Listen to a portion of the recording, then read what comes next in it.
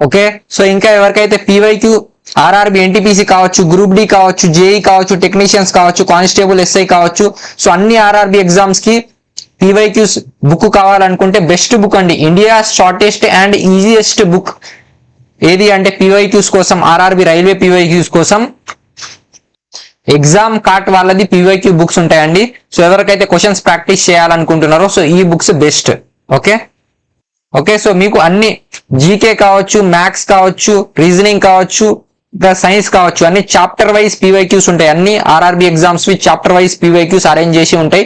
So question practice కి best book అన్నట్టు. So ఎవరికైతే ఇంట్రెస్టెడ్ ఉన్నారో నేను లింక్ కమెంట్ బాక్స్ లో పెడతా, సో వాళ్ళు తీసుకోవచ్చు. 27th November shift 1 questions discuss చేద్దాం. 2025 ఇయర్ లో అడిగిన రీసెంట్ గా అడిగిన క్వశ్చన్స్ ఇవన్నీ. Okay. So first RRB group డిది కంప్లీట్ చేద్దాం, దాని తర్వాత ఎన్టీపీసీది, దాని తర్వాత జేఈది, ఏఎల్పిది అన్ని ఎగ్జామ్స్ ది కవర్ చేద్దాం. ఫస్ట్ అయితే ఆర్ఆర్బి గ్రూప్ డిది కవర్ చేద్దాం, అన్ని ప్రీవియస్ ఇయర్ క్వశ్చన్స్ సైన్స్ ది సంబంధించింది. Okay. So first question, a coil has resistance of 44 ohms if it connected across 220 volts supply. What is the power consumed by the coil?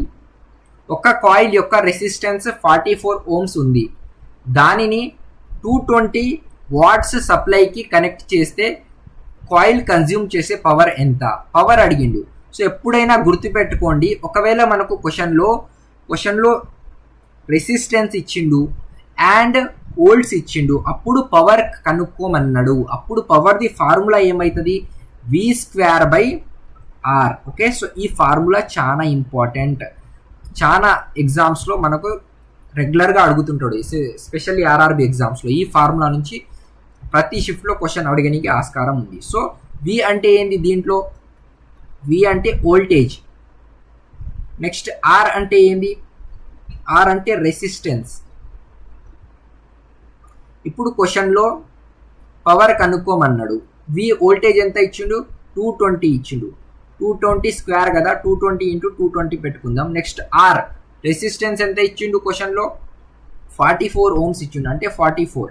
So మనకు P ఏమవుతుంది? Power ఏమవుతుంది? 220 × 220 చేయండి, ఎంత అవుతుంది? 48,400 అవుతుంది. Next by 44. So ఇది చేస్తే మనకు సాల్వ్ చేస్తే ఎంత వస్తుంది అంటే 1100 వాట్స్ వస్తుందండి. Okay. So 1100 watts correct answer. So 1100 watts option సిలో ఉంది కాబట్టి option C correct answer. Formula గుర్తుపెట్టుకోండి. సో ఎట్లా అప్లై చేయాలో గుర్తుపెట్టుకోండి. ఓకే. ఫార్ములా ఏంది? ఒకవేళ వోల్ట్స్ అండ్ రెసిస్టెన్స్ ఇచ్చినప్పుడు పవర్ ది ఫార్ములా ఏంటంటే V²/R. డైరెక్ట్ సబ్స్టిట్యూట్ చేస్తే మీకు వచ్చేస్తుంది. Option C correct answer. Okay. So resistance in series and parallel, ఈ ఫార్ములాస్, ఈ చార్ట్ చాలా ఇంపార్టెంట్ అండి, అన్ని ఎగ్జామ్స్లో అడుగుతుంటాడు. ఈ కాన్సెప్ట్ చాలా ఇంపార్టెంట్, గుర్తుపెట్టుకోండి. డీటెయిల్గా డిస్కస్ చేద్దాం, బేసిక్ నుంచి డిస్కస్ చేద్దాం. ఓకే. సో మనకి ఎగ్జామ్కి ఎంత అవసరమో అంతే డిస్కస్ చేద్దాం. Okay. Resistors are connected one after another. Okay. ఒక దాని వెనకాల ఒకటి సిరీస్లో కనెక్షన్ చేస్తాం రెసిస్టార్స్ని. సో ఇక్కడ మీరు చూడొచ్చు, resistor 1, resistor 2, resistor 3. So total resistance రావాలంటే R1 + R2 + R3 on so on. So ఇది సిరీస్ కనెక్షన్లో total resistance or equivalent resistance రావాలంటే R1 + R2 + R3 చేస్తే మనకు total resistance or equivalent resistance వచ్చేస్తుంది. సేమ్ ఇలానే ఇప్పుడు ప్యారలల్ కనెక్షన్లో రెసిస్టార్స్ ఎట్లా కనెక్ట్ చేసి ఉంటారంటే all resistors connected across the same 2 points. Okay. Across connection దేంట్లో ఉంటుంది అంటే ప్యారలల్ కనెక్షన్. ఓకే. సిరీస్లో వన్ ఆఫ్టర్ అనదర్ ఉంటుంది. సో రెసిస్టార్స్ చూడొచ్చు మీరు, దీంట్లో ఈక్వివలెంట్ రెసిస్టెన్స్ రావాలంటే 1/R = 1/R1 + 1/R2 + 1/R3 on so on. Okay. So ఇది ప్యారలల్ కనెక్షన్ ది formula, equivalent resistance or total resistance find out చేయడానికి. సిరీస్లో ఏంది? Direct R1 + R2 + R3 add చేస్తే ఎన్ని రెసిస్టెన్స్ ఇస్తాడో క్వశ్చన్లో అన్ని యాడ్ చేసేయాలి. సో ఎగ్జాంపుల్ చూడండి, ఇప్పుడు ఎగ్జాంపుల్ తీసుకుందాం. సో R1 ఎంత ఇచ్చిండు? 2 ohms ఇచ్చిండు అనుకుందాం క్వశ్చన్లో. R2 3 ohms ఇచ్చిండు అనుకుందాం, R3 5 ohms ఇచ్చిండు అనుకుందాం. సో ఇప్పుడు సిరీస్లో equivalent resistance or total resistance find out చేయండి అని అన్నాడు మనకు క్వశ్చన్లో. అప్పుడు మనం ఏం చేస్తామంటే మనకు ఫార్ములా ఏంది ఇప్పుడే నేర్చుకున్నాం. టోటల్ రెసిస్టెన్స్ ఫైండ్ అవుట్ చేయాలంటే R1 plus R2 plus R3 అంటే 2 ohms plus 3 ohms plus 5 ohms. మనకు మూడే ఇచ్చిండు రెసిస్టెన్స్ కాబట్టి 2 ohms plus 3 ohms plus 5 ohms is equal to 10 ohms. So equivalent resistance or total resistance ఎంత వచ్చింది మనకు ఈ క్వశ్చన్ది అంటే 10 ohms. ఓకే, సో ఇట్లే సింపుల్గా బేసిక్ అడుగుతాడు మనకు. ఓకే, ఇంకోటి సేమ్ ఇలానే ఇప్పుడు ఎగ్జాంపుల్ తీసుకుందాం. ఇది సిరీస్ కనెక్షన్లో, ప్యారలల్ కనెక్షన్లో కూడా ఇట్లానే అడుగుతాడు. సో ప్యారలల్ కనెక్షన్లో కూడా 6 ohms ఇచ్చిండు, R1 అనుకోండి, R2 3 ohms ఇచ్చిండు. సో సేమ్ మనకు 1/R1 ప్లస్ 1/R2 ఫార్ములాలో వేస్తే 2 ohms వచ్చేస్తుంది. ఓకే, సో సేమ్ ఈ formula equivalent resistance the formula add చేయాలి మనం దీంట్లో. ఓకే, సో సిరీస్ కనెక్షన్లో ఏ ఫార్ములా యాడ్ చేయాలి, ఎట్లా ప్రాబ్లం అడుగుతాడు ఎగ్జాంపుల్తో కూడా చెప్పిన. నెక్స్ట్ ప్యారలల్ కనెక్షన్లో ఫార్ములా ఏది ఎగ్జాంపుల్తో కూడా చెప్పిన. ఎందుకు ఇంత స్ట్రెస్ చేస్తున్న ఈ టాపిక్ని అంటే 100% ప్రతి షిఫ్ట్లో ఒక 2 షిఫ్ట్లో ఆర్ 3 షిఫ్ట్లో ఒక క్వశ్చన్ 100% ఆర్ఆర్బి ఎగ్జామ్స్లో స్పెషల్లీ అడుగుతాడు. సో ఇది మిస్ అయింది అనుకోండి, ఇది ఇవ్వలేడు ఎగ్జామ్లో. నెక్స్ట్ ఏమి ఇస్తాడంటే ఈ ఇంపార్టెంట్ పాయింట్స్ ఉంది కదా ఇది ఇస్తాడు. ఇప్పుడు ఏం అడుగుతాడంటే సిరీస్ కనెక్షన్లో వోల్టేజ్ ఏమవుతుంది, ఇంకా కరెంట్ ఫ్లో ఎట్లా ఉంటుంది, టోటల్ రెసిస్టెన్స్ ఇంక్రీజ్ అవుతుందా డిక్రీజ్ అవుతుందా సిరీస్ కనెక్షన్లో. సో గుర్తుపెట్టుకోండి, సిరీస్ కనెక్షన్లో same current flows through all రెసిస్టార్స్ అంటే ఏంది, I1 దగ్గర సేమ్ కరెంట్ ఫ్లో అవుతుంది, I2 దగ్గర సేమ్ కరెంట్ ఫ్లో అవుతుంది, I3 దగ్గర కూడా సేమ్ కరెంట్ ఫ్లో అవుతుంది. అంటే all same current flow through all రెసిస్టార్స్ దగ్గర సేమ్ కరెంట్ ఫ్లో అవుతుంది. I1 దగ్గర కూడా సేమ్ కరెంట్ ఫ్లో అవుతుంది, I2 దగ్గర కూడా సేమ్, I3 దగ్గర కూడా సేమ్. కానీ వోల్టేజ్ ఏమవుతుందండి డివైడ్ అవుతుంది. వోల్టేజ్ ఏమవుతుంది V is equal to V1 plus V2 plus V3 అంటే వోల్టేజ్ డివైడ్ అవుతుంది కానీ రెసిస్టెన్స్ సేమ్ ఉంది. రెసిస్టెన్స్ సేమ్ ఉంది, వోల్టేజ్ డివైడ్ అవుతుంది. టోటల్ రెసిస్టెన్స్ ఏమవుతుందంటే ఇంక్రీజ్ అవుతుందా డిక్రీజ్ అవుతుందా ఇంక్రీజ్ అవుతుంది. ఓకే, సో ఈ 3 పాయింట్స్ చాలా ఇంపార్టెంట్ సిరీస్ కనెక్షన్లో. స్టేట్మెంట్ బేస్డ్ అడుగుతాడు. సిరీస్ కనెక్షన్లో వోల్టేజ్ ఏమవుతుంది డివైడ్ అవుతుంది, కరెంట్ ఏమవుతుంది కరెంట్ ఫ్లో సేమ్ ఉంది, 3 దగ్గర ఆల్ పాయింట్స్ దగ్గర కరెంట్ ఫ్లో సేమ్ ఉంది ఆల్ పాయింట్స్ దగ్గర. నెక్స్ట్ టోటల్ రెసిస్టెన్స్ ఇంక్రీజ్ అవుతుందా డిక్రీజ్ అవుతుందా అంటే ఇంక్రీజ్ అవుతుంది. దీని ఆపోజిటే ప్యారలల్ కనెక్షన్లో. టోటల్ రెసిస్టెన్స్ ప్యారలల్ కనెక్షన్లో ఏమవుతుంది, సిరీస్ కనెక్షన్లో ఇంక్రీజ్ అవుతుంది కానీ ప్యారలల్ కనెక్షన్లో డిక్రీజ్ అవుతుంది. కరెంట్ ఏమవుతుంది డివైడ్ అవుతుంది. ఆడ ఏంది సిరీస్ కనెక్షన్లో వోల్టేజ్ డివైడ్ అవుతుంది కానీ ఈడ ఏంది కరెంట్ డివైడ్ అవుతుంది. సిరీస్ కనెక్షన్లో ఏంది కరెంట్ ఫ్లో సేమ్ ఉంది ఆల్ రెసిస్టార్స్ దగ్గర కానీ ఈడ సేమ్ వోల్టేజ్ ఆల్ రెసిస్టార్స్ దగ్గర. ఓకే, ఆల్ రెసిస్టార్స్ దగ్గర సేమ్ వోల్టేజ్ ఉంది అంటే V is equal to V1 is equal to V2 is equal to V3. Okay, అర్థమైపోయింది కదా ఈ పాయింట్స్. సో ఈ పాయింట్స్ మీ నోట్స్లో రాసుకోండి, చాలా important points. Okay, so next ఓమ్స్లో అది కూడా చూసుకోండి. V is equal to IR. So I బయటికి తీస్తే V బై ఆర్, R బయటికి తీస్తే V by I. So first ఇది ఒక్క ఈక్వేషన్ గుర్తుపెట్టుకోండి. Ohm's law is equal to V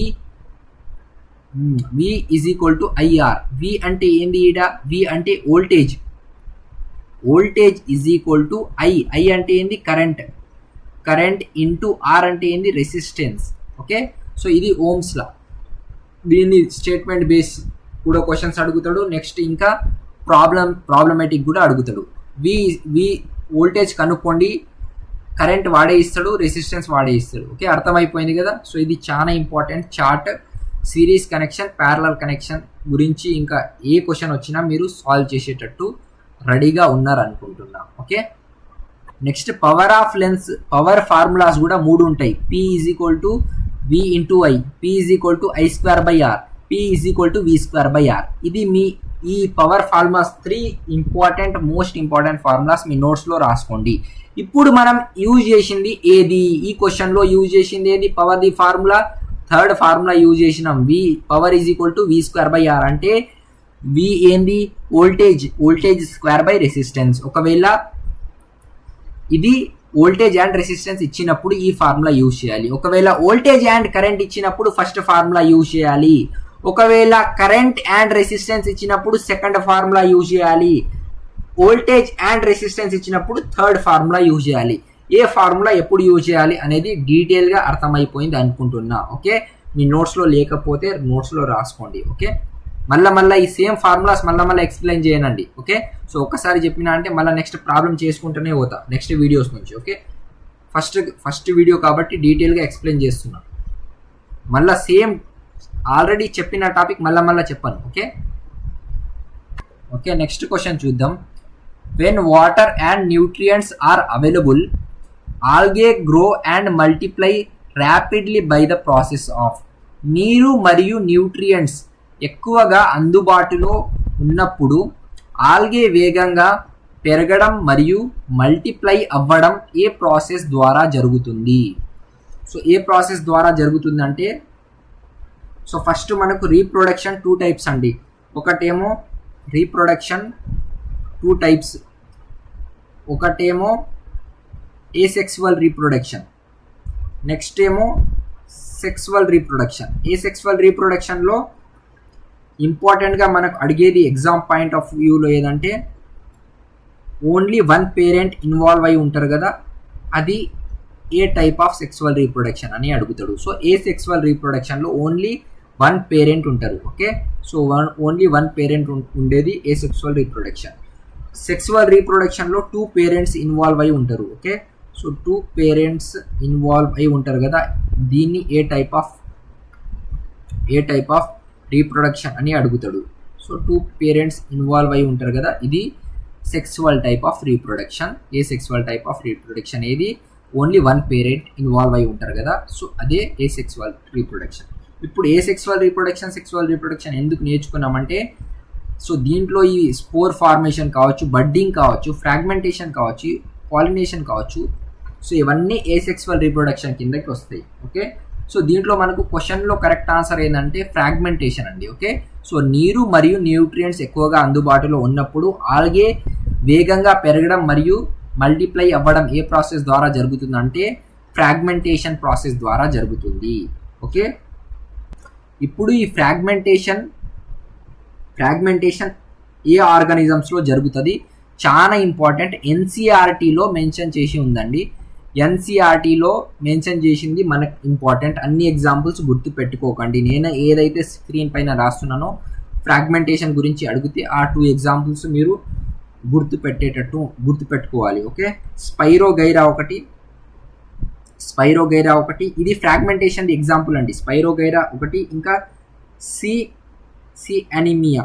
okay, sea anemone. Okay, so anemone కూడా అంటాం, అనిమోన్ కూడా అంటాం. సి అనిమోన్ ఆర్ స్పైరోగైరా, ఇవి 2 ఫ్రాగ్మెంటేషన్ యొక్క example. Okay, red algae mode of reproduction కూడా ఫ్రాగ్మెంటేషన్ లోనే జరుగుతుంది. సో ఆల్గే అని వస్తే ఫ్రాగ్మెంటేషన్ గుర్తుకు పెట్టుకోండి.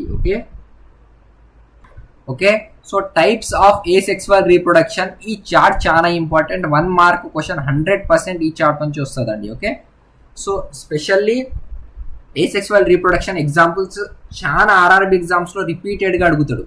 ఓకే, సో ఎవరైతే ఎగ్జామ్స్ రాసి ఉంటారో మల్టిపుల్ టైమ్స్ వాళ్ళకి తెలిసి ఉంటుంది ఎంత ఇంపార్టెంటో ఈ చార్ట్. సో గుర్తుపెట్టుకోండి, ఫస్ట్ బడ్డింగ్ ఎగ్జాంపుల్ గుర్తుపెట్టుకోండి. బడ్డింగ్ ఏసెక్సువల్ రీప్రొడక్షన్ ఎగ్జాంపుల్ ఏంది, hydra, sycon. Okay, next regeneration example ఏంది, హైడ్రా కావచ్చు, ప్లనేరియా కావచ్చు, స్టార్ ఫిష్ కావచ్చు. మీ నోట్స్లో రాసుకోండి. స్పోర్ ఫార్మేషన్ ఎగ్జాంపుల్ ఏంది, రైజోపస్. వెజిటేటివ్ ప్రాపగేషన్ ఎగ్జాంపుల్ ఏంది, ప్లాంట్స్.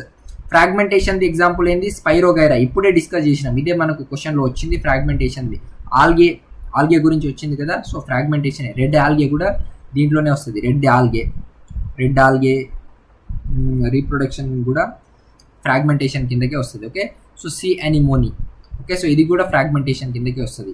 నెక్స్ట్ ఫిజన్లో మల్టిపుల్ ఫిజన్ ఒకటి ఉంటుంది, బైనరీ ఫిజన్ ఒకటి ఉంటుంది, అండ్ మల్టిపుల్ ఫిజన్ ఒకటి ఉంటుంది. బైనరీ ఫిజన్ ఒకటి, సెకండ్ ఏంటంటే మల్టిపుల్ ఫిజన్. ఇవి 2 చాలా ఇంపార్టెంట్ అండి. బైనరీ ఫిజన్ది ఎగ్జాంపుల్ డైరెక్ట్ అడుగుతాడు, గుర్తుపెట్టుకోండి. మన ఎన్సీఆర్టీ బుక్లో మెన్షన్ చేసిన ఎగ్జాంపుల్సే చూసుకుందాం. బైనరీ ఫిజన్ది అమీబా ఒకటి ఎన్సీఆర్టీ బుక్లో ఇది ఒకటి ఉంది, అమీబా. సెకండ్ ఏదంటే బ్యాక్టీరియా ఒకటి, అమీబా ఒకటి, థర్డ్ ఏదంటే లిష్మానియా. ఇది చాలా ఇంపార్టెంట్ అండి. లిష్మానియా బైనరీ ఫిజన్ గురించి ఏసెక్సువల్ రీప్రొడక్షన్లో అమీబా అండ్ బ్యాక్టీరియా అందరికీ తెలుసు, కానీ లిష్మానియా కూడా binary fission the example of asexual reproduction అని చాలా మందికి తెలియదు. ఇదే ఎన్సీఆర్టీ బుక్లో ఉంది కాబట్టి ఇంపార్టెంట్, అండ్ ఎగ్జామ్లో ఇదే అడుగుతాడు. లిష్మానియా బైనరీ ఫిజన్ ఆ మల్టిపుల్ ఫిజన్ ఆ బడ్డింగా రీజనరేషన్ ఏ type of asexual reproduction the example అని అడుగుతాడు. సో లిష్మానియా కావచ్చు, అమీబా కావచ్చు, బ్యాక్టీరియా కావచ్చు, అన్ని binary fission the example. Okay, next protozoa కూడా ఉంటుంది, కానీ అంత మనకు ఇంపార్టెంట్ లేదు. ఇవి 3 ఎన్సీఆర్టీ బుక్లో అయితే ఇవి 3 ఉన్నాయి. ఇవి 3 గుర్తుపెట్టుకోండి. మల్టిపుల్ ఫిజన్ ది ఎగ్జాంపుల్ ఏంది? బైనరీ ఫిజన్ ది అయిపోయింది. మల్టిపుల్ ఫిజన్ ది ఎగ్జాంపుల్ ఏంటంటే ప్లాస్మోడియం. ఇది ఒక్కటే గుర్తుపెట్టుకోండి, ప్లాస్మోడియం ఇది మల్టిపుల్ ఫిజన్ ది ఎగ్జాంపుల్. ఇది ఒక్కటే గుర్తుపెట్టుకోండి. ఓకే, సో ఇప్పుడు చూద్దాం types of asexual reproduction. Example చూసినాం కదా, సో ఈ ప్రాసెసెస్ ఎట్లా జరుగుతాయి అనేది చూద్దాం. ఎందుకంటే ప్రాసెస్ ఎట్లా జరుగుతుంది ఇంకా ఎగ్జాంపుల్స్ కూడా అడుగుతాడు మనకి ఎగ్జామ్లో. సేమ్ ఈ డయాగ్రామ్స్ ఉన్నాయి కదా, ఎన్సీఆర్టీ బుక్లో మెన్షన్ చేసి ఉన్నాయి కాబట్టి సేమ్ ఈ డయాగ్రామ్సే అడిగి, ఇప్పుడు ఇది బైనరీ ఫిజన్ ది డయాగ్రామ్ ఉంది, సేమ్ డయాగ్రామ్ ఎగ్జామ్లో కూడా అడుగుతున్నాడు. ఇప్పుడు డయాగ్రామ్ ఏది, ఫ్రాగ్మెంటేషన్ డయాగ్రామ్ ఇస్తాడు. ఇది ఫ్రాగ్మెంటేషన్ దా, రీజనరేషన్ దా, దేనిది ఎగ్జాంపుల్ అని, దేనిది డయాగ్రామ్ కను మ్యాచ్ చేయండి, మ్యాచ్ ద ఫాలోయింగ్ లో కూడా అడుగుతున్నాడు. కాబట్టి డయాగ్రామ్స్ చాలా important. So first binary fission అమీబాలో జరుగుతుంది. దేంట్లో జరుగుతుంది అండి? అమీబాలో జరుగుతుంది, బ్యాక్టీరియాలో జరుగుతుంది, లిష్మానియాలో జరుగుతుంది. సో ఇది మనం చూసినాం ఎగ్జాంపుల్స్. కానీ అసలు బైనరీ ఫిజన్ ఎట్లా జరుగుతుంది అంటే ఏ single cell splits into form of 2 identical daughter cells. అంటే ఇది ఒక సింగిల్ సెల్ ఉంది. సో ఇక్కడ మీరు చూస్తున్నారు కదా డయాగ్రామ్లో, సింగిల్ సెల్ ఏమో 2 డాటర్ సెల్స్ లా డివైడ్ అవుతుంది. ఫర్దర్ గా 2 డాటర్ సెల్స్ లా డివైడ్ అవుతుంది. ఒకటే సెల్ ఉండే ఈ ఒకటే సింగిల్ సెల్ 2 సెల్స్ లా డివైడ్ అవుతుంది. ఈ ఒకటే సెల్ 2 సెల్స్ లా డివైడ్ అవుతుంది కదా, ఇదే ప్రాసెస్ ని బైనరీ ఫిజన్ అంటాం. ఓకే, ఇది యూనిసెల్యులార్ ఆర్గానిజమ్స్ ని మల్టీ సెల్యులార్ అంటే ఒకటే ఆర్గానిజం 2 సెల్స్ లా డివైడ్ అవుతుంది కదా. సో ఇది ఎగ్జాంపుల్ ఆఫ్ బైనరీ ఫిజన్, అర్థం పెట్టుకోండి. ఓకే, సో ఇది ఓన్లీ యూనిసెల్యులార్ ఆర్గానిజమ్స్ లో జరుగుతుంది. ఇది కూడా చాలా important point. Binary fission unicellular ఆర్గానిజంలో జరుగుతుందా, మల్టీ సెల్యులార్ ఆర్గానిజంలో జరుగుతుందా అని డైరెక్ట్ ఎగ్జామ్లో అడుగుతారు. ఎన్సీఆర్టీలో స్టాండర్డ్ ఎన్సీఆర్టీలో మనకు మెన్షన్ చేసి ఉంది ఏంటంటే యూనిసెల్యులార్ ఆర్గానిజంలో జరుగుతుంది. యూనిసెల్యులార్ ఆర్గానిజంలో బైనరీ ఫిజన్ జరుగుతుంది. నెక్స్ట్ బైనరీ ఫిజన్ గురించి నేర్చుకుందాం. నెక్స్ట్ చూద్దాం. ఇప్పుడు ఫ్రాగ్మెంటేషన్ చూద్దాం. ఫ్రాగ్మెంటేషన్ ఎట్లా జరుగుతుందండి? Breaking of parent body into smaller parts. ఇది ఒక పేరెంట్ బాడీ ఉంది, ఇక్కడ మీరు చూస్తున్నారు కదా, ఈ ఫ్రాగ్మెంటేషన్ పేరెంట్ బాడీ ఉంది. ఇది మెల్లగా కట్ అవుతుంది. ఈ నుంచి కట్ చేసినాం అంటే పేరెంట్ బాడీ ఏమో చిన్న చిన్న పార్ట్స్గా కట్ అవుతుంది కదా. ఇది ఒక పార్ట్, చిన్న చిన్న పార్ట్స్గా ఒకటే ఇది పేరెంట్ బాడీ, ఒకటే బాడీ చిన్న చిన్న పార్ట్స్లో కట్ అవుతుంది కదా. సో దీన్నే ఫ్రాగ్మెంటేషన్ అంటాం. Okay, next fragmentation example already discuss చేసినాం, స్పైరోగైరా ఇంకా సి అనిమియా. గుర్తుపెట్టుకోండి, ఫ్రాగ్మెంటేషన్ దేంట్లో జరుగుతుంది? బైనరీ ఫిజన్ యూనిసెల్యులార్ ఆర్గానిజమ్స్లో జరుగుతుంది. మల్టిపుల్ ఫిజన్ కూడా యూనిసెల్యులార్ ఆర్గానిజంలోనే జరుగుతుంది. కానీ ఫ్రాగ్మెంటేషన్ మల్టీ సెల్యులార్ ఆర్గానిజంలో జరుగుతుంది. ఇది చాలా ఇంపార్టెంట్ పాయింట్. ఎగ్జాంపుల్స్ అయితే అందరికీ తెలుసు, ఇప్పుడు డిస్కస్ చేసినాం స్పైరోగైరా సి అనిమియా. కానీ ఏ ఆర్గానిజమ్స్లో జరుగుతుంది? ఇది కూడా చాలా ఇంపార్టెంట్. మల్టీ సెల్యులార్ ఆర్గానిజమ్స్లో ఫ్రాగ్మెంటేషన్ జరుగుతుంది. రీజనరేషన్ ఇప్పుడు చూద్దాం. అసలు ఈ రీజనరేషన్ ఏంది? స్టార్ ఫిష్లో జరుగుతుంది రీజనరేషన్. ఫ్రాగ్మెంటేషన్ హైడ్రాలో జరుగుతుంది. ఇది కూడా గుర్తుపెట్టుకోండి. ఓకే, సో రీజనరేషన్ అంటే ఏంటంటే replacing damaged or missing cells, tissue, organ or the whole body. అంటే ఏంటంటే, సో ఇప్పుడు స్టార్ ఫిష్ది ఈ పార్ట్, ఇది స్టార్ ఫిష్ అనుకోండి.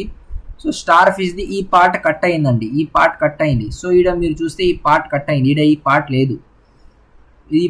కానీ ఈడ నెక్స్ట్ పిక్చర్లో చూడండి, ఈ పార్ట్ మళ్ళీ రీజనరేట్ అయింది. అంటే కట్ అయిన పార్ట్ మళ్ళీ రీజనరేట్ అయింది, మళ్ళీ రీగ్రోత్ అయింది. దాన్నే రీజనరేషన్ అంటాం. రీజనరేషన్ స్పెషల్లీ స్టార్ ఫిష్లో జరుగుతుంది. ఎగ్జాంపుల్ చాలా ఆర్గానిజమ్స్లో జరుగుతుంది రీజనరేషన్, కానీ ఫేమస్ ఎగ్జాంపుల్ ఏంటంటే స్టార్ ఫిష్. ఓకే, హైడ్రా అంటే ఏంది?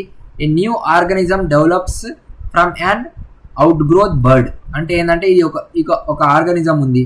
సో దీంట్లో ఈ ఆర్గానిజంది ఒక బర్డ్ అంటే బయటకు వస్తుంది కదా ఒక పార్ట్, ఇది బయటకు వచ్చిన పార్ట్ నుంచి ఇంకో ఆర్గానిజం డెవలప్ అవుతుంది. దీన్నే బడ్డింగ్ అంటాం. ఓకే, సో ఈ ఎగ్జాంపుల్ చూస్తే క్లియర్గా అర్థమవుతుంది. ఈ ఆర్గానిజంది మళ్ళీ ఈ ప్లాంట్ ఉంది అనుకోండి, ఈ ప్లాంట్ది పక్కన ఇది చిన్న మళ్ళీ ఇంకో ప్లాంట్ తయారవుతుంది ఈ పార్ట్ నుంచే, ఈ బర్డ్ నుంచే, ఈ ప్లాంట్ బర్డ్ నుంచే మళ్ళీ ఇంకో ప్లాంట్ తయారవుతుంది. సో ఒక ప్లాంట్ నుంచి ఆ ప్లాంట్ పార్ట్ నుంచి ఇంకో ప్లాంట్ తయారవుతుంది కాబట్టి బడ్డింగ్ అంటాం దాన్ని, ఈ ప్రాసెస్ని.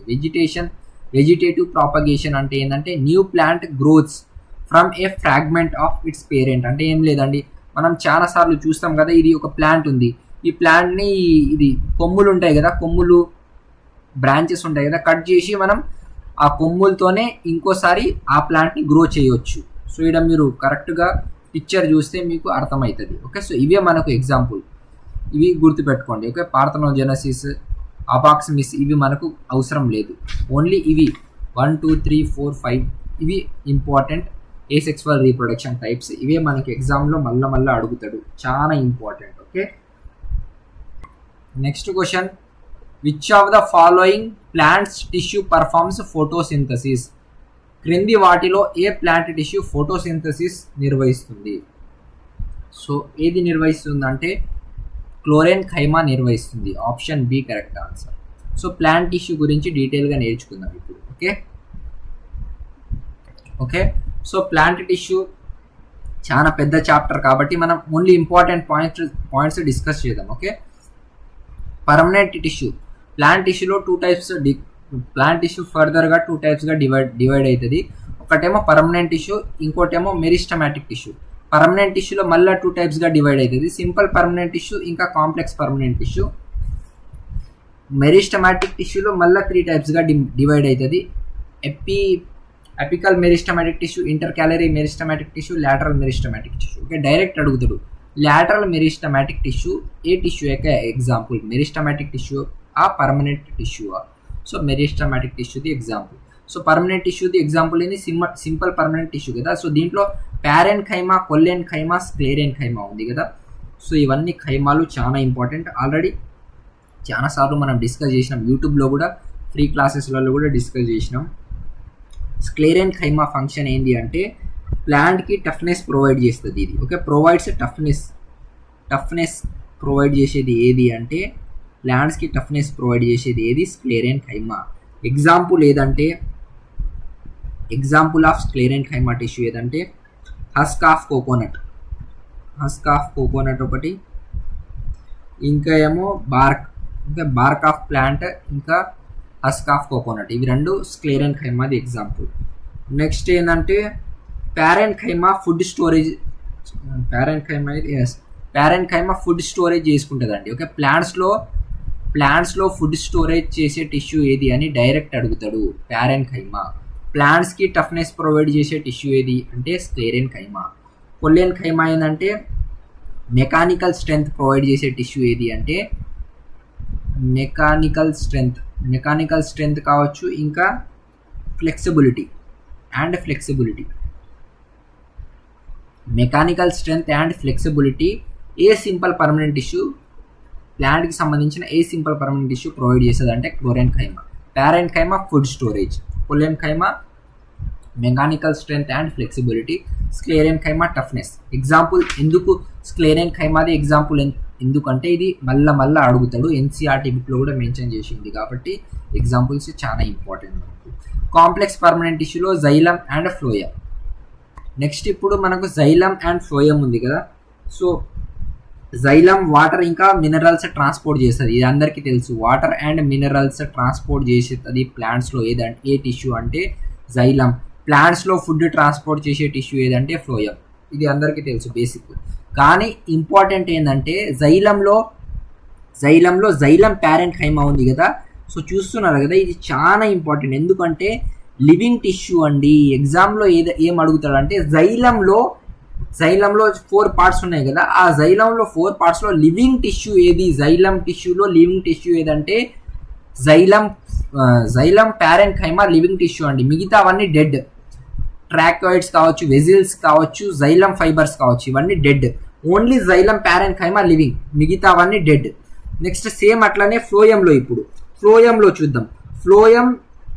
Phloem fibres dead. Phloem fibres ఉన్నాయి కదా, ఇవి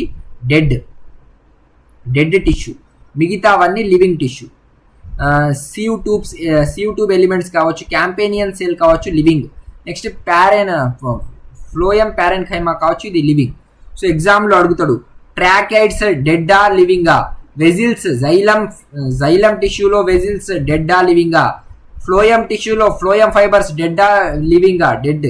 నెక్స్ట్ సివ్ ట్యూబ్ ఎలిమెంట్స్ డెడ్డా లివింగా? క్యాంపేనియన్ సెల్స్ డెడ్డా లివింగా అని అడుగుతాడు. ఓకే, సో ఇది పర్మనెంట్ టిష్యూ గురించి డీటెయిల్గా నేర్చుకున్నాం. సింపుల్లో 3 పార్ట్స్ నేర్చుకున్నాం. కాంప్లెక్స్లో 2 పార్ట్స్ గురించి, జైలం అండ్ ఫ్లోయం గురించి కూడా నేర్చుకున్నాం. నెక్స్ట్ మెరిస్టమాటిక్ టిష్యూ టైప్స్ ఏంది? Apical, inter calorie, lateral. So ఇది ఓన్లీ ఇప్పుడు ఈ టర్మ్స్ గుర్తుపెట్టుకోండి. నెక్స్ట్ క్వశ్చన్ వచ్చినప్పుడు ఇవి కూడా డీటెయిల్గా నేర్చుకుందాం. ఎందుకంటే ఒకటే వీడియోలో తెస్తే చాలా లాంగ్ వీడియో అవుతుంది. ఓకే, సో మనం చాలా డైలీ వీడియోస్ వస్తుంది కాబట్టి కొంచెం నేర్చుకుందాం డైలీ. ఓకే, జీకే కావచ్చు, మ్యాథ్స్ కావచ్చు, రీజనింగ్ కావచ్చు, ఇంకా సైన్స్ కావచ్చు, అన్ని చాప్టర్ వైజ్ పీవైక్యూస్ ఉంటాయి. అన్ని RRB exams chapter wise PYQs arrange చేసి ఉంటాయి. సో క్వశ్చన్ ప్రాక్టీస్ కి బెస్ట్ బుక్ అన్నట్టు. సో ఎవరికైతే ఇంట్రెస్టెడ్ ఉన్నారో నేను లింక్ కామెంట్ బాక్స్ లో పెడతా, సో వాళ్ళు తీసుకోవచ్చు. Next question, when a thick glass slab is placed over printed matter. Thick glass slab ని ప్రింటెడ్ మ్యాటర్ పైన ప్లేస్ చేసినప్పుడు letters appear raised. This is due to which process or which phenomenon? ఒక్క thick glass స్లాబ్ను printed letters పై ఉంచినప్పుడు అక్షరాలు పైకి లేచినట్లుగా కనిపిస్తాయి. దీనికి గల కారణం ఏమిటి అంటే రీఫ్రాక్షన్ ఆఫ్ లైట్. ఓకే, అక్షరాలు లేచినట్లు కనిపిస్తాయి కదా, సో ఇది ఈ ప్రాసెస్ని రీఫ్రాక్షన్ ఆఫ్ లైట్ అంటాం. Okay, so option A correct answer. Okay, so ఇప్పుడు మీరు ఈ చార్ట్ చూస్తున్నారు కదా, చాలా ఇంపార్టెంట్. సో విబ్జిఆర్ కలర్స్ ఉంటాయి కదా, rainbow colours, red, orange, yellow, green, so ఇవి బ్లూ, ఇవన్నీ వైలెట్, ఇవన్నీ రెయిన్బో కలర్స్ ఉంటాయి కదా. సో ఇవన్నీ మనకు అవసరం లేదు, కానీ అవసరం ఏంటంటే విబ్జిఆర్ కలర్స్లో రెడ్ ఉంటుంది కదా, రెడ్ కలర్కి వేవ్ లెంత్ హైయెస్ట్ ఉంటుంది. రెడ్ కలర్కి ఏంది వేవ్ లెంత్ ఏముంది? హైయెస్ట్ ఉంది. అన్ని కలర్స్లో వేవ్ లెంత్ హైయెస్ట్ ఉంది. ఏది? రెడ్ కలర్కి. ఫ్రీక్వెన్సీ లోయెస్ట్ ఉంటుంది రెడ్ కలర్కి. ఓకే, అర్థమైపోయింది కదా. ఫ్రీక్వెన్సీ లోయెస్ట్ రెడ్ కలర్కి ఉంటుంది, వేవ్ లెంత్ హైయెస్ట్ రెడ్ కలర్కి ఉంటుంది. ఆపోజిట్ వాయిలెట్కి చూస్తే మీరు వేవ్ లెంత్ వాయిలెట్కి తక్కువ ఉంది, కానీ ఫ్రీక్వెన్సీ వాయిలెట్కి ఎక్కువ ఉంది. సో ఈ రెండే పాయింట్స్ మనకు ఇంపార్టెంట్. రెడ్కి వేవ్ లెంత్ ఎక్కువ ఉంటుంది, ఫ్రీక్వెన్సీ తక్కువ ఉంటుంది. వేవ్ లెంత్ ఎక్కువ ఉంటుంది, ఫ్రీక్వెన్సీ తక్కువ ఉంటుంది రెడ్కి. సేమ్ అట్లనే వాయిలెట్కి వేవ్ లెంత్ తక్కువ ఉంటుంది, ఫ్రీక్వెన్సీ ఎక్కువ ఉంటుంది. సో ఈ 2 పాయింట్స్ చాలా ఇంపార్టెంట్. ఎగ్జామ్లో రెగ్యులర్గా అడుగుతుంటాడు. సో ఈ వాల్యూస్ అవసరం పెట్టుకోవాలంటే అంత అవసరం పెట్టుకోవాల్సిన అవసరం లేదు. ఈ నానోమీటర్స్ 625 to 740 నానోమీటర్స్, ఈ వాల్యూలు కూడా గుర్తుపెట్టుకోవాలంటే అవసరం లేదు. ఓన్లీ రెడ్కి వేవ్ లెంత్ ఎక్కువ ఉంటుందా, తక్కువ ఉంటుందా, ఫ్రీక్వెన్సీ తక్కువ ఉంటుందా, ఎక్కువ ఉంటుందా, ఇవే గుర్తుపెట్టుకుంటే చాలు మనం. Next question, which of the following options best describes the term culture ఫిషనరీ? క్రింది వాటిలో కల్చర్ ఫిషనరీ అనే పదాన్ని సరైన విధంగా ఏది వివరిస్తుంది? కల్చర్ ఫిషరీ అంటే ఏంటంటే ఫార్మింగ్ ఆఫ్ ఫిషెస్ అండి. ఓకే, సో ఫార్మింగ్ ఆఫ్ ఫిషెస్నే కల్చర్ ఫిషరీ అంటాం. Okay, so option D correct answer. So దీంట్లో కాన్సెప్ట్ ఏం లేదు. సో డైరెక్ట్ కల్చర్ ఫిషనరీ అంటే ఫార్మింగ్ ఆఫ్ ఫిషెస్, చేపల వ్యవసాయం, తెలుగులో చేపల వ్యవసాయాన్ని కల్చర్ ఫిషరీ అంటాం. ఓకే, గుర్తుపెట్టుకోండి, చాలా ఇంపార్టెంట్, గుర్తుపెట్టుకోండి. Next question, during reproduction why it is important to create DNA copies? Reproduction టైంలో డిఎన్ఏ కాపీస్ ఎందుకు ఇంపార్టెంట్ క్రియేట్ చేయడం అంటే for inheritance of traits. Okay, for inheritance of traits గుర్తుపెట్టుకోండి ఈ క్వశ్చన్లో. Okay, option A correct answer. Okay, next question, which of the following statement is correct? So work done గురించి కొన్ని statement ఇచ్చిండు. So చూద్దాం ఏది కరెక్ట్. సో ఇది తెలిసే ముందు మీకు ఒక కాన్సెప్ట్ తెలియాలి, వర్క్ డన్ది కాన్సెప్ట్ తెలియాలి. సో వర్క్ డన్ పాజిటివ్ కూడా ఉంటుంది, పాజిటివ్ వర్క్ డన్ కూడా ఉంటుంది, నెగిటివ్ వర్క్ డన్ కూడా ఉంటుంది, నో వర్క్ డన్ కూడా ఉంటుంది. Positive, negative, no work done కూడా ఉంటుంది. Okay, so positive work done ఎప్పుడు ఉంటుంది అంటే, సో ఇక్కడ మీరు చూస్తే 0 degreesలో పాజిటివ్ వర్క్ డన్ ఉంటుంది. నెగిటివ్ వర్క్ డన్ ఎప్పుడు ఉంటుంది అంటే 180 degreesలో నెగిటివ్ వర్క్ డన్ ఉంటుంది, 90 degreesలో no work done. Okay, so ఇప్పుడు పాజిటివ్ వర్క్ డన్ డైరెక్షన్ చూడండి. ఈ డైరెక్షనే చాలా ఇంపార్టెంట్ మనకు. ఎగ్జామ్లో అడిగేది ఇదే. ఇవి డిగ్రీస్ కూడా అడుగుతారు, కానీ మ్యాక్సిమం అడిగేది డైరెక్షనే. పాజిటివ్ వర్క్ డన్లో డిస్ప్లేస్మెంట్ అండ్ ఫోర్స్ డైరెక్షన్ ఎట్లా ఉంది, డిస్ప్లేస్మెంట్ అండ్ ఫోర్స్ డైరెక్షన్ ఎట్లా ఉంది, సేమ్ ఉంది. ఇదే అడుగుతాడు. పాజిటివ్ వర్క్ డన్ ఎప్పుడు అవుతుంది అంటే డిస్ప్లేస్మెంట్ కావచ్చు, ఫోర్స్ కావచ్చు, డైరెక్షన్ సేమ్ ఉంటే దాన్నే పాజిటివ్ వర్క్ డన్ అంటాం. నెగిటివ్ వర్క్ డన్ ఎప్పుడు అవుతుంది, నెగిటివ్ వర్క్ ఎప్పుడు అంటే displacement and force direction opposite ఉన్నప్పుడు. ఓకే, సో మీరు ఈడ చూడొచ్చు డయాగ్రామ్లో డిస్ప్లేస్మెంట్ అండ్ ఫోర్స్ డైరెక్షన్ ఎట్లా ఉంది, ఆపోజిట్ ఉంది, సేమ్ డైరెక్షన్లో లేదు. ఫస్ట్ దాంట్లో సేమ్ డైరెక్షన్లో ఉండే కానీ సెకండ్ దాంట్లో సేమ్ డైరెక్షన్లో లేదు. ఓకే, సో ఈడ దీన్నే నెగిటివ్ వర్క్ డన్ అంటాం. పాజిటివ్, నెగిటివ్ ఈ రెండే గుర్తుపెట్టుకోండి. సో ఇప్పుడు చూద్దాం, కాన్సెప్ట్ నేర్చుకున్నారు కదా, ఇప్పుడు చూద్దాం. Work done can only be positive. Only positive ఉంటుందా? కాదు. Work done can be positive or negative depending on the direction of force and force direction. చూద్దాం, ఇది హోల్డ్లో పెట్టుకున్నాం. Work done can be only negative కూడా ఉండదు, ఓన్లీ పాజిటివ్ కూడా ఉండదు. Next, work done does not depend on force or displacement. Work done force and displacement పైన depend అవ్వదు అన్నాడు, ఇక్కడ డిపెండ్ అవుతుంది. సో ఇది రాంగ్ ఆన్సర్. సో మిగిలింది ఏది? Option 2A correct answer. Work done negative కూడా ఉంటుంది, పాజిటివ్ కూడా ఉంటుంది, నెగిటివ్ కూడా ఉంటుంది. పాజిటివ్ ఎప్పుడు ఉంటుంది? Displacement and force direction same ఉన్నప్పుడు పాజిటివ్ ఉంటుంది, displacement and force direction opposite ఉన్నప్పుడు నెగిటివ్ ఉంటుంది. Okay, next question. Which of the following statements best explains the law of constant proportion. Law of constant proportion గురించి direct అడిగిండు. Law of constant proportion definition అడిగిండు. Definition అసలు ఏంది law of constant proportion అంటే, a chemical compound always contains same elements in the same proportion by mass. Okay, అంటే ఏంది? ఒక chemical compound ఎల్లప్పుడూ ఒకే ఎలిమెంట్స్ ఒకే మాస్ ప్రపోర్షన్లో ఉంటాయి. ఇదే లా ఆఫ్ కాన్స్టెంట్ ప్రపోర్షన్ యొక్క డెఫినేషన్. కాబట్టి ఆప్షన్ ఏనే కరెక్ట్ ఆన్సర్. ఇంకా ఇది లా ఆఫ్ కాన్స్టెంట్ ప్రపోర్షన్ ఇచ్చింది ఎవరు, సైంటిస్ట్ ఎవరు ఇచ్చింది అంటే జోసెఫ్. చాలా ఇంపార్టెంట్, ఈయన పేరు గుర్తుపెట్టుకోండి, జోసెఫ్ ప్రాస్ట్ ఇచ్చిండు. ఏ ఇయర్లో ఇచ్చిండు అంటే 1794 ఇయర్లో ఇచ్చిండు. So law of constant proportion ఇచ్చింది ఎవరు, ఏ ఇయర్లో ఇచ్చిండు, రెండు చాలా ఇంపార్టెంట్. ఇది ఏం ఇండికేట్ చేస్తుంది, ఇది కూడా ఇంపార్టెంట్. డెఫినేషన్, డైరెక్ట్ డెఫినేషన్ గుర్తుపెట్టుకోండి, సైంటిస్ట్ పేరు గుర్తుపెట్టుకోండి, ఏ ఇయర్లో ఇచ్చిండు గుర్తుపెట్టుకోండి. Next question. Through which method cell division are diploid chromosomes divide into haploid gametes. Diploid chromosomes haploid గ్యామెట్స్గా మారే సెల్ డివిజన్ మెథడ్ని ఏమని పిలుస్తాము? ఏమని అంటామంటే మియోసిస్. ఓకే, సెల్ డివిజన్ మెయిన్గా 2 types ఉంటాయి, మియోసిస్ ఒక మెథడ్, మైటోసిస్ ఒక మెథడ్. సో ఇప్పుడు డీటెయిల్గా డిస్కస్ చేద్దాం. దీనిది option B correct answer, meiosis. Okay, so ఇప్పుడు చూద్దాం. సెల్ డివిజన్ మెయిన్గా 2 types, ఒకటేమో మైటోసిస్, ఒకటేమో మియోసిస్. ఈ 3 points ఇంపార్టెంట్ అండి. First point, second point, third point. ఈ 3 points గుర్తుపెట్టుకున్నా చాలు మీకు. దీంట్లో నుంచి ఎగ్జామ్లో క్వశ్చన్ అడుగుతాడు. మైటోసిస్లో ఏం జరుగుతుంది అంటే 1 cell division occur. Only 1 cell division దేంట్లో జరుగుతుంది అంటే మైటోసిస్లో జరుగుతుంది. అంటే సెల్ ఒకటేసారి డివైడ్ అవుతుంది. కానీ మియోసిస్లో చూస్తే 2 cell division అకర్స్. సెల్ 2 సార్లు డివైడ్ అవుతుంది. మైటోసిస్లో ఒకటేసారి సెల్ డివిజన్ జరుగుతుంది, మియోసిస్లో 2 times సెల్ డివిజన్ జరుగుతుంది. మైటోసిస్లో 2 daughter cells are formed. 2 daughter cells form అవుతుంది దేంట్లో అంటే మైటోసిస్లో. 4 డాటర్ సెల్స్ ఫామ్ అవుతుంది దేంట్లో అంటే మియోసిస్లో. మైటోసిస్లో 2 డాటర్ సెల్స్ ఫామ్ అవుతుంది, మియోసిస్లో 4 డాటర్ సెల్స్ ఫామ్ అవుతుంది.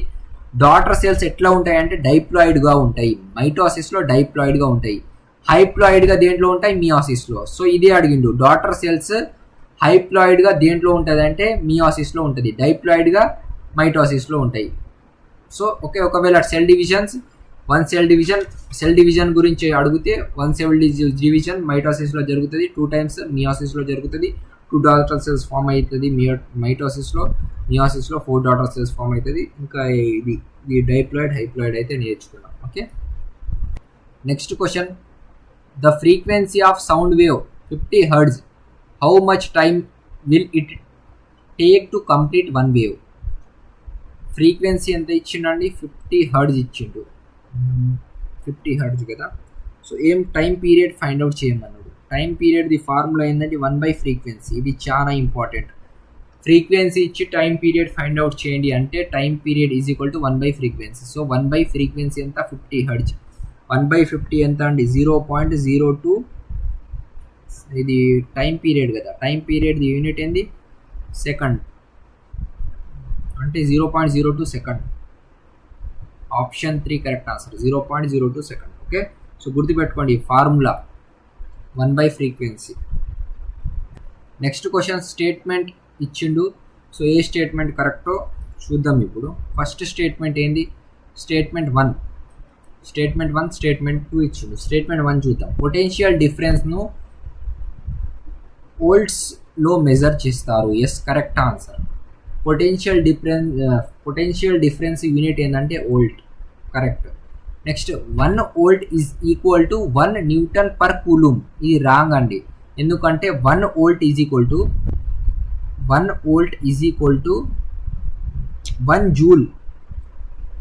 Joule by coulomb, 1 joule by coulomb. So ఇక్కడ ఏమి ఇచ్చిండు? 1 న్యూటన్ పర్ కూలూమ్ అన్నాడు. So wrong, 1 joule by coulomb.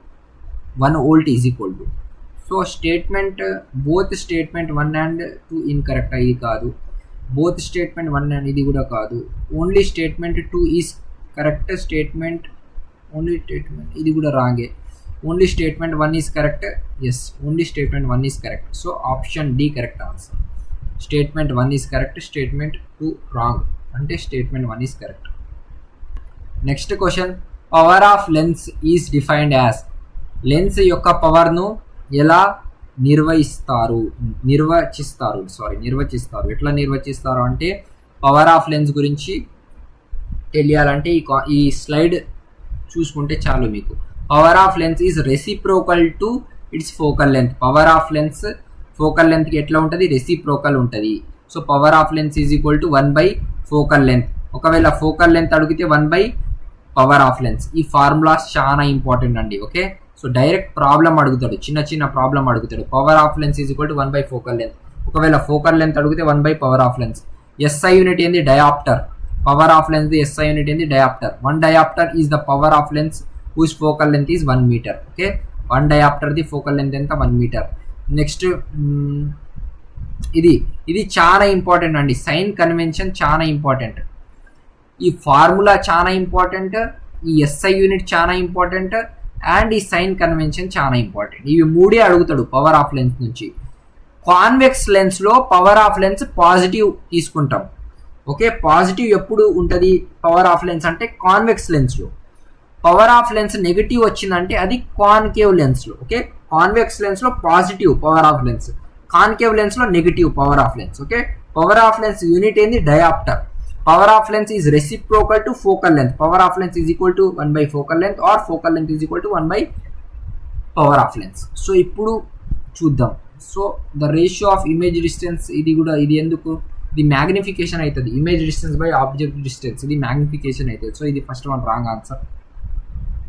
So power of lens is reciprocal of its focal length. Reciprocal of focal length, reciprocal of its focal length. Yes, reciprocal of focal length. Yes, ఇది కరెక్టే. So option B correct answer. Okay, అర్థమైపోయింది కదా power of lens గురించి, చాలా important concept. Next question, స్పీసెస్లో variation తీసుకురావడానికి ముఖ్యమైన life process ఏది? స్పీసెస్లో variation తీసుకురావడానికి ముఖ్యమైన లైఫ్ ప్రాసెస్ వచ్చిందంటేనే అది సెక్సువల్ రీప్రొడక్షన్ అన్నట్టు. Okay, option B correct answer. ఎప్పుడైనా క్వశ్చన్లో లైఫ్ ప్రాసెస్ కనిపిస్తే sexual reproduction, easy question. Okay, next question, which of the following describes example of uniform circular motion? Uniform circular motion example ఏంది? So ఏంది example? క్రింది వాటిలో uniform circular motion యొక్క ఉదాహరణ ఏది? యూనిఫామ్ సర్క్యులర్ మోషన్ అంటే a fan blade rotating at constant speed. Yes, fan blades ఉంటాయి కదా, అవి కాన్స్టెంట్ స్పీడ్తో రొటేట్ అవుతాయి కదా. సో అదే యూనిఫామ్గా రొటేట్ అవుతుంది, సర్క్యులర్ పాత్లో రొటేట్ అవుతుంది. కాబట్టి a fan blade rotating at a constant speed, స్థిర వేగంలో తిరుగుతున్న ఫ్యాన్ బ్లేడ్, ఇది యూనిఫామ్ సర్క్యులర్ మోషన్ యొక్క ఎగ్జాంపుల్. కాబట్టి option A correct answer. Next question, a body is dropped from a height if it falls for 3 seconds and gravity 10 meters per second. Final velocity find out చేయండి. ఏమి ఇచ్చిండు అంటే g ఇచ్చిండు, t ఇచ్చిండు. Final velocity ఒక freely falling body final velocity calculate చేయాలంటే formula ఏంది? v = u + g × t. So u అంటే ఏంది? ఇనీషియల్ వెలాసిటీ 0, ఎందుకంటే ఇక్కడ ఇనీషియల్ వెలాసిటీ 0 ఉంది కదా. g ఎంత ఉంది? g 10 ఇచ్చిండు కదా. నెక్స్ట్ t టైం ఎంత ఇచ్చిండు? 3 seconds, 30 v ఏంది? ఫైనల్ వెలాసిటీ 30 వచ్చింది, 30 meters per second. Option B correct answer. Okay, next question, which poultry are birds formed to produce eggs? గుడ్ల ఉత్పత్తి చేయడానికి పెంచే పోల్ట్రీ బర్డ్స్ను ఏమంటారు?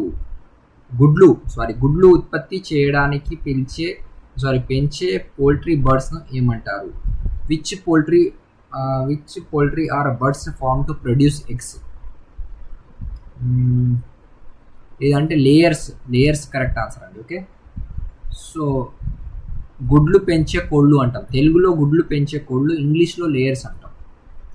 So option C correct answer. Next question, asthma primarily affects which part of respiratory system?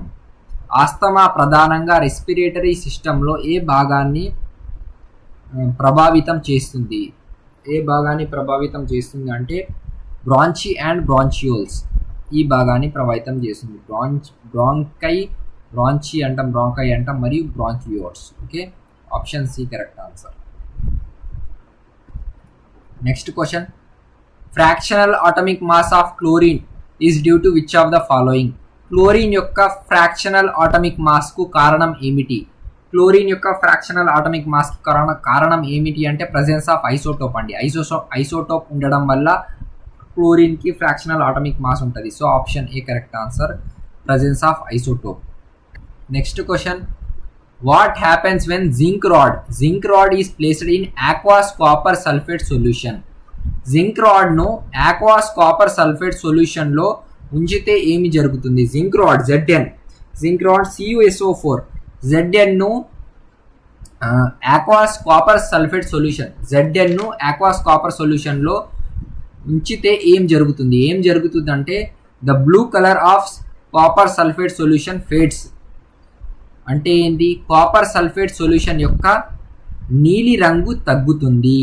Okay, so copper sulphate solution యొక్క నీలి రంగు తగ్గుతుంది. ఎప్పుడు జింక్ రాడ్ను ఆక్వాస్ కాపర్ సల్ఫేట్ సొల్యూషన్లో ఉంచితే ఏం జరుగుతుందంటే కాపర్ సల్ఫేట్ సొల్యూషన్ యొక్క నీలి రంగు తగ్గుతుంది. CuSO4 యొక్క నీలి రంగు తగ్గుతుంది. ఓకే, Zn-ని ఆక్వాస్ సొల్యూషన్లో జింక్ రాడ్ని ఆక్వాస్ కాపర్ సొల్యూషన్లో ఉంచితే. Okay, option A correct answer. Next question, what happens when naphthalene ball is burnt in a metal plate in open space? naphthalene ball ను ఓపెన్ స్పేస్లో మెటల్ ప్లేట్ పై కాల్చినప్పుడు ఏమి జరుగుతుంది? naphthalene ball ను open స్పేస్లో metal plate పై కాల్చినప్పుడు ఏమి జరుగుతుంది అంటే ఇట్ బర్న్స్ విత్ ఎల్లో ఫ్లేమ్తో బర్న్ అవుతుంది with black soot deposited on metal plate. అంటే ఏంది, పసుపు జ్వాలలతో అంటే ఎల్లో ఫ్లేమ్తో బర్న్ అవుతుంది, ఖాళీ మెటల్ ప్లేట్ పై నల్లటి సూట్ ఏర్పడుతుంది. ఓకే, నల్లటి సూట్ ఏర్పడుతుంది. Option B correct answer. So ఇప్పుడు కొన్ని కాన్సెప్ట్స్ నేర్చుకుందాం. ఇది తెలుసు కదా, acidic solution blue litmus red litmus లా చేంజ్ అయితే యాసిడిక్ సొల్యూషన్ అంటాం. బేసిక్ సొల్యూషన్ అంటే రెడ్ లిట్మస్ బ్లూ లిట్మస్ లా చేంజ్ అయితే బేసిక్ సొల్యూషన్ అంటాం.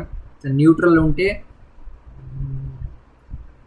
న్యూట్రల్ అంటే పిహెచ్ వాల్యూ 7 ఉంటే న్యూట్రల్ అంటాం. Okay, so total pH value 0 to 14. Okay, below 7 acid, above 7 base. Okay, so ఈ చార్ట్ చాలా ఇంపార్టెంట్ అండి, మోస్ట్ ఇంపార్టెంట్ ఈ చార్ట్. ఓకే, సో ఈ చార్ట్లో ఫినాప్తలిన్ యాసిడ్లో ఏ కలర్లో ఉంటుంది అంటే కలర్లెస్లో, బేస్లో పింక్ కలర్లో ఉంటుంది ఫినాప్తలిన్. నెక్స్ట్ మిథైల్ ఆరెంజ్, ఇవి రెండు చాలా ఇంపార్టెంట్. మిథైల్ ఆరెంజ్ ఒకటి అండ్ ఫినాప్తలిన్ ఒకటి, ఇవి రెండు ఎగ్జామ్లో అడిగేది మనకు రిపీటెడ్గా. యాసిడ్లో ఏ కలర్లో ఉంటుంది, రెడ్ కలర్లో. నెక్స్ట్ బేస్లో ఎల్లో కలర్లో ఉంటుంది. నెక్స్ట్ మిథైల్ వాయిలెట్ కూడా గుర్తుపెట్టుకోండి, ఇది కూడా చాలా ఇంపార్టెంట్. నెక్స్ట్ మిథైల్ రెడ్ కూడా గుర్తుపెట్టుకోండి. సో ఇవి 4 గుర్తుపెట్టుకున్నా సరిపోతుంది మీకు. ఓకే, సో పిహెచ్ వాల్యూస్ కూడా గుర్తుపెట్టుకోండి. 3.1 to 4.4 for methyl orange, 8.3 to 10 for phenolphthalein. Okay, so ఈ చార్ట్ మీ నోట్స్లో లేకపోతే రాసుకోండి, చాలా ఇంపార్టెంట్ చార్ట్.